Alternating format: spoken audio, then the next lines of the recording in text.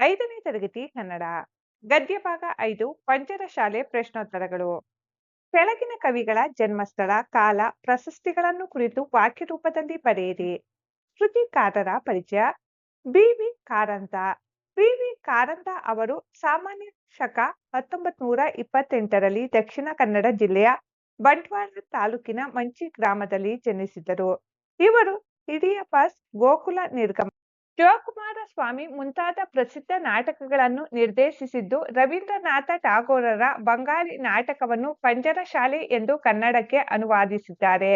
ಇವರ ರಂಗ ಸೇವೆಯನ್ನು ಗುರುತಿಸಿ ಪದ್ಮಶ್ರೀ, ಕಾಳಿದಾಸ ಸಂಗೀತ ನಾಟಕ ಅಕಾಡೆಮಿ ಹಾಗೂ ಗುಬ್ಬಿ ವೀರಣ್ಣ ಪ್ರಶಸ್ತಿಗಳನ್ನು ನೀಡಿ ಗೌರವಿಸಲಾಗಿದೆ.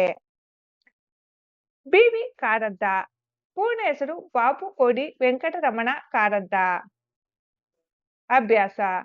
ಮುಖ್ಯ ಪ್ರಶ್ನೆ 1 ಕೆಳಗಿನ ಪ್ರಶ್ನೆಗಳಿಗೆ ಉತ್ತರಿಸಿ. ಪ್ರಶ್ನೆ 1 ಗಿಳಿ ಮರಿಯು ಏನನ್ನು ತಿನ್ನಲು ತನ್ನ ಬಳಗವನ್ನು ಕರೆಯಿತು? ಉತ್ತರ: ಗಿಳಿ ಮರಿಯು ಮಧುಫಲ ಅಂದರೆ ಸಿಹಿ ಹಣ್ಣನ್ನು ತಿನ್ನಲು ತನ್ನ ಬಳಗವನ್ನು ಕರೆಯಿತು. ಪ್ರಶ್ನೆ ಸಂಖ್ಯೆ 2 ಮಂತ್ರಿಯ ಪ್ರಕಾರ ಗಿಳಿ ಮರಿಗೆ ಏನೇನು ಬರುವುದಿಲ್ಲ ಎಂದು ಹೇಳಿದನು? ಉತ್ತರ: ಮಂತ್ರಿಯ ಪ್ರಕಾರ ಗಿಳಿ ಮರಿಗೆ ಮಾತು, ಹಾಡು, ಓದು, ನೃತ್ಯ, ತರ್ಕ, ಶಾಸ್ತ್ರ, ಪುರಾಣ, ವ್ಯಾಕರಣ ಹಾಗೂ ಒಂದೆರಡರ ಮಗ್ಗಿ ಕೂಡ ಬರುವುದಿಲ್ಲ ಎಂದು ಹೇಳಿದನು. ಪ್ರಶ್ನೆ 3 ರಾಜನು ಗಿಳಿ ಮರಿಯನ್ನು ಯಾವ ಶಾಲೆಗೆ ಸೇರಿಸಲು ಆದೇಶ ಮಾಡಿದನು? ಉತ್ತರ: ರಾಜನು ಗಿಳಿ ಮರಿಯನ್ನು ರಾಜಶಾಲೆಗೆ ಸೇರಿಸಲು ಆದೇಶ ಮಾಡಿದನು. ಪ್ರಶ್ನೆ 4 ರಾಜನು ಯಾರನ್ನು ಸುಖ ಶಿಕ್ಷಣ ಮಂತ್ರಿಯನ್ನಾಗಿ ನೇಮಿಸಿದನು? ಉತ್ತರ: ರಾಜನು ತನ್ನ ಅಳಿಯನನ್ನು ಸುಖ ಶಿಕ್ಷಣ ಮಂತ್ರಿಯನ್ನಾಗಿ ನೇಮಿಸಿದನು. ಪ್ರಶ್ನೆ 5 ರಾಜನು ಗಿಳಿ ಮರಿಗೆ ಏನನ್ನು ಕಲಿಸಬೇಕು ಎಂದು ಹೇಳಿದನು?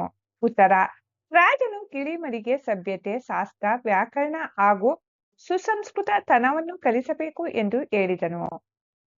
ಮುಖ್ಯ ಪ್ರಶ್ನೆ 2 ಕೆಳಗಿನ ಪ್ರಶ್ನೆಗಳಿಗೆ 2-3 ವಾಕ್ಯಗಳಲ್ಲಿ ಉತ್ತರಿಸಿ. ಪ್ರಶ್ನೆ 1 ಗಿಳಿ ಮರಿಯ ಬಗೆಗೆ ಮಂತ್ರಿಯು ರಾಜನಿಗೆ ಏನು ಹೇಳಿದನು? ಉತ್ತರ: ಗಿಳಿ ಮರಿಯು ಅರಣ್ಯವಾಸಿ, ನಿರಕ್ಷರ ಕುಕ್ಷಿ, ತೀರಾ ಅಸಂಸ್ಕೃತ, ಇದಕ್ಕೆ ಸಂಗೀತ, ನೃತ್ಯ, ಗದ್ಯ ಪದ್ಯದ ಭೇದ ಗೊತ್ತಿಲ್ಲ, 1-2ರ ಮಗ್ಗಿ ಕೂಡ ಬರುವುದಿಲ್ಲ, ಇದಕ್ಕೆ ಬರೋದು ಒಂದೇ, ಗಿಡ ಮರ ಹತ್ತಿ ಕೊಂಬೆ ಮುರಿದು ಹಣ್ಣು ತಿನ್ನೋದು, ಉದುರಿಸೋದು ಮಾತ್ರ ಬರುತ್ತದೆ ಎಂದು ಮಂತ್ರಿಯು ರಾಜನಿಗೆ ಹೇಳಿದನು. ಪ್ರಶ್ನೆ 2 ರಾಜನು ಗಿಳಿ ಮರಿಗೆ ಏನು ಮಾಡುವಂತೆ ಮಂತ್ರಿಗೆ ಹೇಳಿದನು? ಉತ್ತರ: ರಾಜನು ಗಿಳಿ ಮರಿಯನ್ನು ರಾಜಶಾಲೆಗೆ ಸೇರಿಸಿ ರಾಜಾಧ್ಯಾಪಕರಿಂದ ಶಿಕ್ಷಣ ಕೊಡಿಸಿ ಈ ಅನಾಗರಿಕ ಸುಖಪಕ್ಷಿಯ ಆದಿಮ ಪ್ರವೃತ್ತಿಗಳನ್ನು ಸುಧಾರಿಸಿ ಆಧುನಿಕ ಮಾಡತಕ್ಕದ್ದು ಎಂದು ಮಂತ್ರಿಗೆ ಹೇಳಿದನು. ಪ್ರಶ್ನೆ 3 ಗಿಳಿ ಮರಿಯು ಏನೇನು ಕಲಿಯಬೇಕು ಎಂದು ರಾಜನು ಹೇಳುತ್ತಾನೆ? ಉತ್ತರ: ಗಿಳಿ ಮರಿಯು ಕಾಡುತನವನ್ನು ಮರೆತು ಸಭ್ಯತೆಯನ್ನು ಕಲಿಯಬೇಕು, ಶಾಸ್ತ್ರ ವ್ಯಾಕರಣ ಕಲಿತು ಸುಶಿಕ್ಷಿತವಾಗಬೇಕು ಹಾಗೂ ತಾನು ಸುಸಂಸ್ಕೃತನಾಗಿ ಕಾಡಿನ ಉಳಿದ ಗಿಳಿಗಳನ್ನು ಸಭ್ಯ ಮಾಡಬೇಕು ಎಂದು ರಾಜನು ಹೇಳುತ್ತಾನೆ. ಪ್ರಶ್ನೆ 4 ರಾಜನ ಅಳಿಯನು ಏನೆಂದು ನಿವೇದನೆ ಮಾಡಿದನು?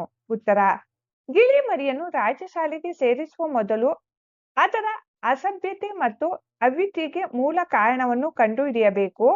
ಅದರ ಆಹಾರ, ವಾಸಸ್ಥಳ, ಹಾರುವ ಜಾಗ, ರೆಕ್ಕೆ, ಪುಕ್ಕ, ಕೊಕ್ಕುಗಳ ಉದ್ದಗಳ ಮತ್ತು ಭಾರದ ಬಗ್ಗೆ ದೀರ್ಘ ಸಂಶೋಧನೆ ನಡೆಯಬೇಕು ಎಂದು ಅಳಿಯನು ನಿವೇದನೆ ಮಾಡಿದನು. ಪ್ರಶ್ನೆ 5 ಮಂತ್ರಿಯು ರಾಜನ ಅಳಿಯನ ಬಗ್ಗೆ ಹೇಳಿದ ಮಾತುಗಳ್ಯಾವುವು? ಉತ್ತರ: ಯುವರಾಜ ಅಳಿಯ ದೇವರು, ಮಹಾ ಪ್ರತಿಭಾವಂತರು, ದೇಶಕೋಶ ಸುತ್ತಿ ವಿದೇಶಗಳಿಂದ ಪದವಿಗಳನ್ನು ಹೊತ್ತು ತಂದವರು, ಕಾಂಬೋಜ ದೇಶದಲ್ಲಿ ಪ್ರಾಣಿಶಾಸ್ತ್ರ ಮತ್ತು ಪಕ್ಷಿಶಾಸ್ತ್ರ ಪಾರಂಗತರಾದವರು, ಧ್ವನಿ ತಗ್ಗಿಸಿ, ಸದ್ಯ ನಿರುದ್ಯೋಗಿಗಳು, ಅವರಿಗೆ ಸುಖ ಶಿಕ್ಷಣದ ಜವಾಬ್ದಾರಿಯನ್ನು ವಹಿಸಬಹುದೆಂಬ ಮಾತುಗಳನ್ನು ಹೇಳಿದರು. ಮುಖ್ಯ ಪ್ರಶ್ನೆ 3 ಖಾಲಿ ಬಿಟ್ಟ ಸ್ಥಳಗಳನ್ನು ಸೂಕ್ತ ಪದಗಳಿಂದ ತುಂಬಿರಿ. ವಾಕ್ಯ 1 ಬನ್ನಿ ಬನ್ನಿ ಡ್ಯಾಸ್ ತಿನ್ನಿ ಬೇಗ ಹಾರಿ ಬನ್ನಿ. ಉತ್ತರ: ಮಧುಫಲ. ಬನ್ನಿ ಬನ್ನಿ ಮಧುಫಲ ತಿನ್ನಿ ಬೇಗ ಹಾರಿ ಬನ್ನಿ. ವಾಕ್ಯ 2 ಈ ಅಸಭ್ಯ ಡ್ಯಾಸ್ ಅನ್ನು ರಾಜಶಾಲೆಗೆ ಸೇರಿಸತಕ್ಕದ್ದು. ಪಕ್ಷಿ. ಈ ಅಸಭ್ಯ ಪಕ್ಷಿಯನ್ನು ರಾಜಶಾಲೆಗೆ ಸೇರಿಸತಕ್ಕದ್ದು. ವಾಕ್ಯ 3 ತಾನು ಸುಸಂಸ್ಕೃತವಾಗಿ ಕಾಡಿನ ಉಳಿದ ಡ್ಯಾಸ್ಗಳನ್ನು ಸಭ್ಯ ಮಾಡಲಿ. ಉತ್ತರ: ಸುಖ ಪಕ್ಷಿ. ತಾನು ಸುಸಂಸ್ಕೃತವಾಗಿ ಕಾಡಿನ ಉಳಿದ ಸುಖ ಪಕ್ಷಿಗಳನ್ನು ಸಭ್ಯ ಮಾಡಲಿ. ವಾಕ್ಯ 4 ಅಳಿಯ ರಾಜ ಇಂದಿನಿಂದ ನೀನು ಡ್ಯಾಸ್ ಮಂತ್ರಿ. ಉತ್ತರ: ಸುಖ ಶಿಕ್ಷಣದ.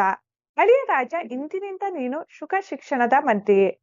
ವಾಕ್ಯ 5. ಒಂದು ಪಕ್ಷಿಯ ಡ್ಯಾಸ್ದಲ್ಲೂ ರಾಜನ ಆಸಕ್ತಿ ಎಷ್ಟಿದೆ ಎನ್ನುವುದು. ಉತ್ತರ ಶಿಕ್ಷಣ.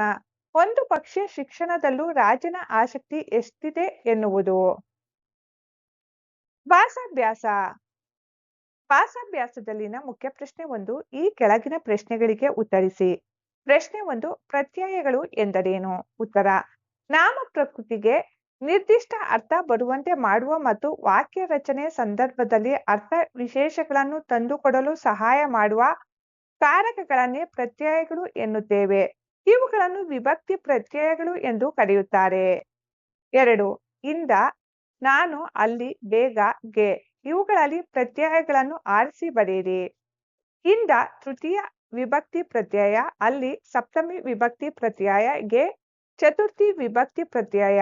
ಗಮನಿಸಿ, ನಾನು ಎಂಬುದು ಸರ್ವನಾಮ ಹಾಗೂ ಬೇಗ ಎಂಬುದು ಅವ್ಯಯ. ಪ್ರಶ್ನೆ 3. ಮನೆ, ಕಲ್ಲನ್ನು, ನೆಲ, ಹೊಲ, ಶಾಲೆಯಲ್ಲಿ.